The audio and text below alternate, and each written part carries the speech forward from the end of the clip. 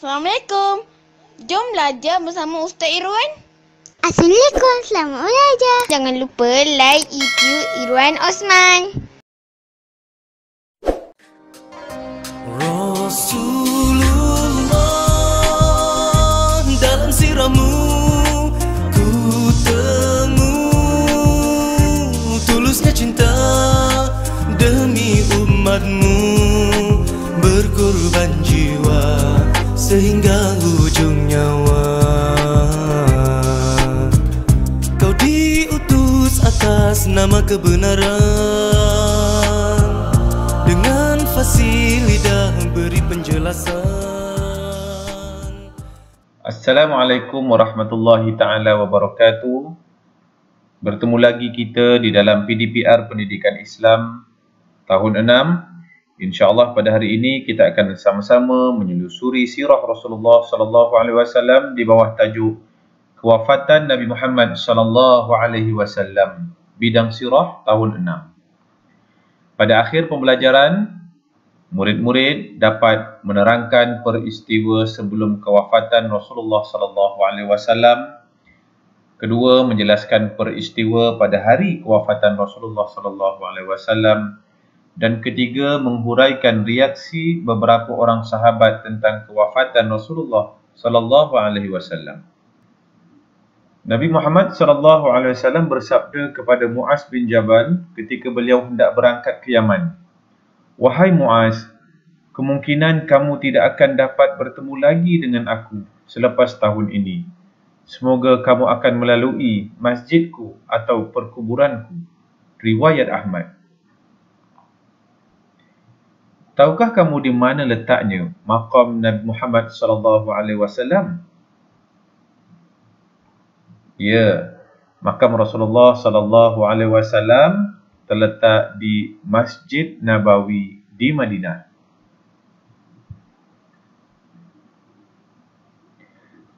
Mari sama-sama kita membaca, kita memahami dan kita selusuri sirah detik terakhir kewafatan Nabi Muhammad sallallahu alaihi wasallam. Pada bulan Safar tahun ke-11 Hijrah, Nabi Muhammad sallallahu alaihi wasallam telah melantik Usamah bin Zaid menjadi pemimpin kepada angkatan tentera bagi mempertahankan kesucian agama Islam di Palestin. Setibanya Usamah dan angkatan tenteranya di Al-Jarf, mereka mendapat berita tentang Nabi Muhammad sallallahu alaihi wasallam yang ditimpa sakit. Baginda ditimpa sakit pada penghujung bulan Safar tahun ke-11 Hijrah setelah baginda pulang dari menziarahi tanah perkuburan Baqi'.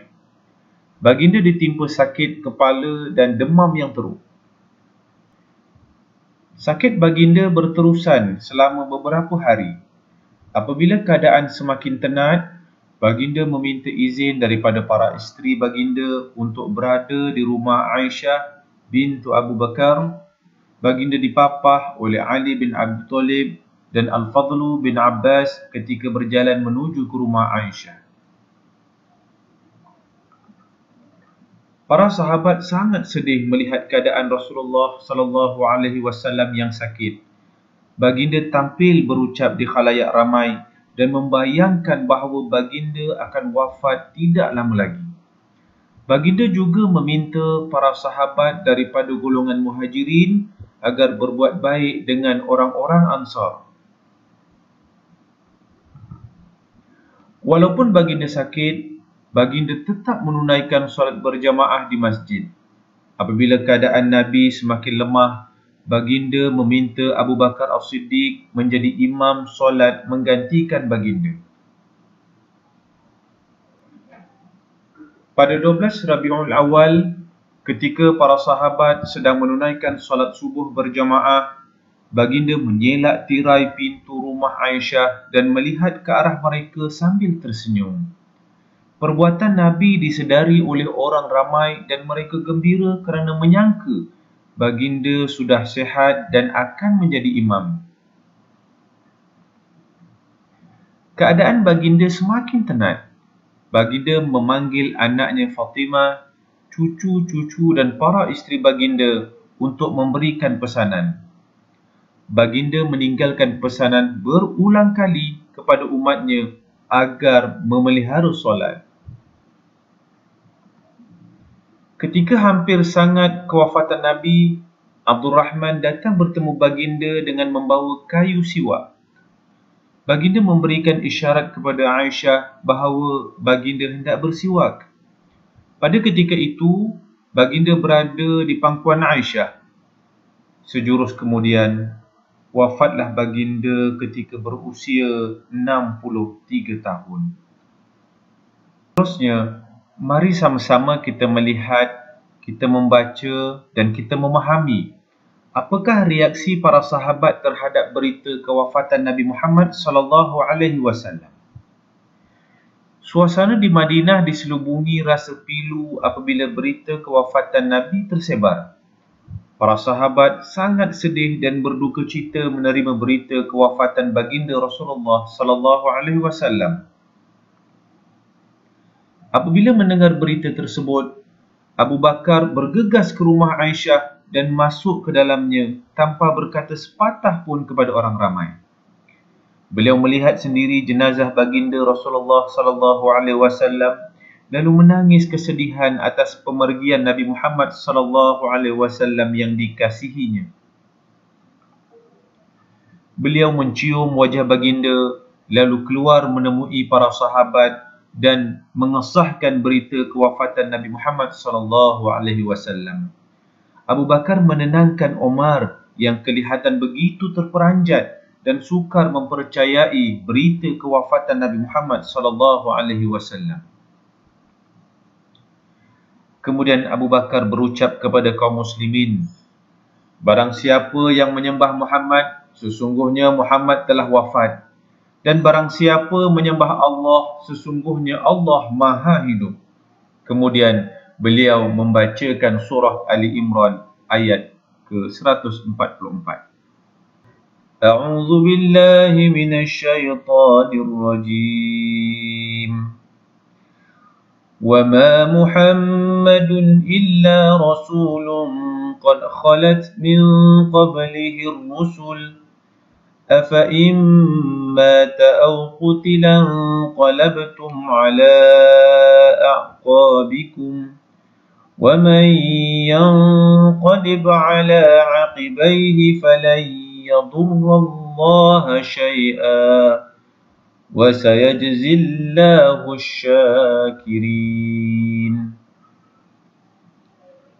Dan Muhammad itu tidak lain hanyalah seorang Rasul yang sudah pun didahului oleh beberapa orang Rasul yang telah mati atau terbunuh. Jika demikian, kalau ia pula mati atau terbunuh, patutkah kamu berbalik, berpaling tadah menjadi kafir? Dan ingatlah, sesiapa yang berbalik menjadi kafir, maka ia tidak akan mendatangkan mudarat kepada Allah sedikit pun. Dan sebaliknya, Allah akan memberi balasan pahala kepada orang-orang yang bersyukur akan nikmat Islam yang tidak ada bandingannya itu. Surah Ali Imran ayat 144. Alhamdulillah, Ustaz mengharapkan murid-murid pada akhir pembelajaran ini anda semua dapat menerangkan peristiwa sebelum kewafatan Rasulullah SAW dan menjelaskan peristiwa pada hari kewafatan Rasulullah SAW dan dapat menghuraikan reaksi beberapa orang sahabat tentang kewafatan Rasulullah SAW. Mudah-mudahan pembelajaran pada hari ini akan meningkatkan lagi rasa cinta kita kepada Rasulullah SAW, rasa rindu kita pada Rasulullah SAW. Dan jangan lupa perbanyakkan selawat ke atas junjungan besar Nabi Muhammad SAW. Allahumma salli ala Sayyidina Muhammad wa ala alihi wa sahbihi wa barik wa sallim. Terima kasih diucapkan kepada semua murid-murid yang dapat menonton video pembelajaran pada hari ini. Mudah-mudahan kita semua diberikan kefahaman dalam mengetahui maksud, makna dan dalil naqli nama Allah Zul Jalali wal Ikram. Berjumpa lagi kita di dalam Tajuk yang lain, PDPR Pendidikan Islam tahun 6. Assalamualaikum warahmatullahi taala wabarakatuh.